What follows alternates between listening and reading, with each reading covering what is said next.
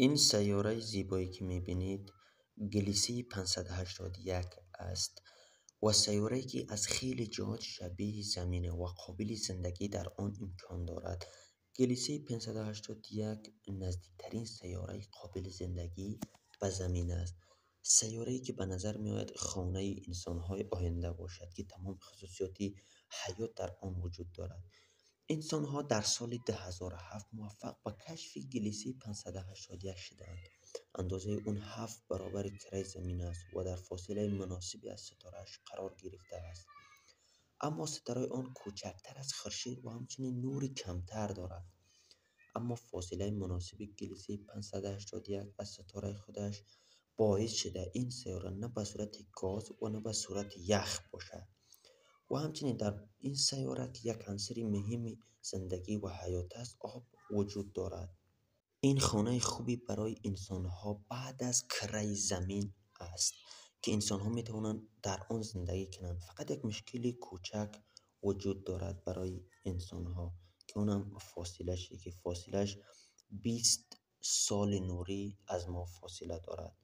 همین سیاره گلیسی 581 که خیلی فاصله است که اگر بخواهیم اینو به ریاضی محاسبه نماییم، سال نوری را تقریبا 200 تریلیون کیلومتر از ما فاصله دارد.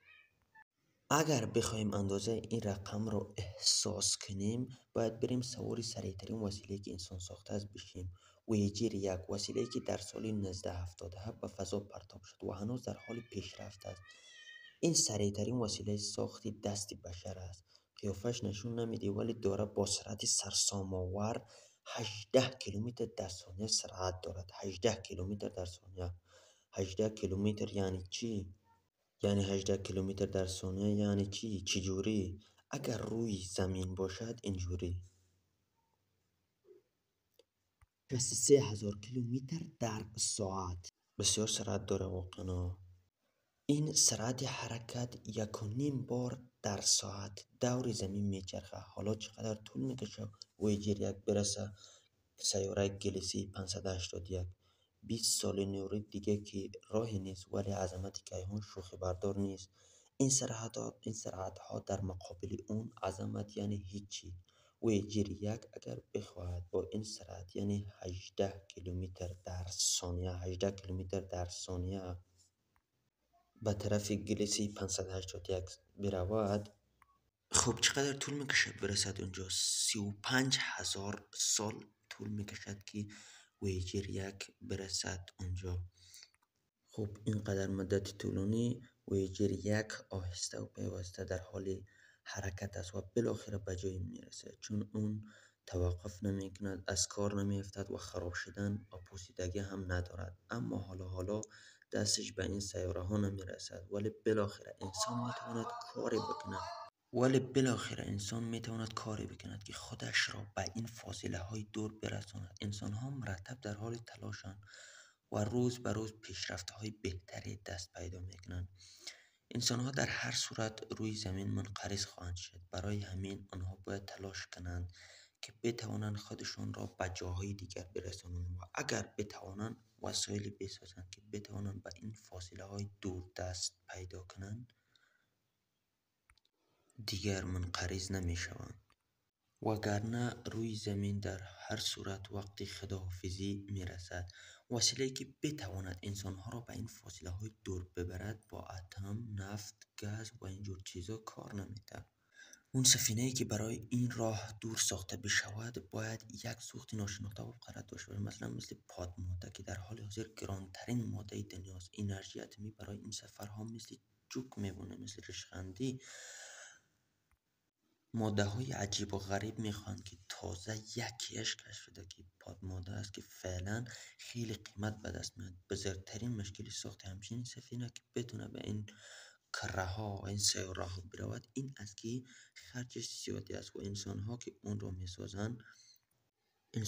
اون را میسازن و در حال ساخت هستند هیچ وقت نمیتوانند موفقیت اون کارشان رو ببینند، چون امرشان کفایت نمیکند. اما انسان ها اینجوری نیستن که همه چیز رو برای خودشون حتی انسان ها میتوانند یک درخت را بکارن و ثمره اش را خودشان نخورن، اما باز میکارن، چون اگر نکارن یک جور دیگه دنیا تمام میشد. برای همین دانشمندان بالای این پروژه به شدت کار میکنن و خودشان میفهمند که ثمره کارشان را میتوانند دید. حالا فکر کنید پادماده به اندازه کافی تولید کردیم و یک سفینه دیوانه کننده با سرعت سرسام‌آور ساختیم، یعنی یک چیزی برابر 100 برابر سرعت ویجیر یک.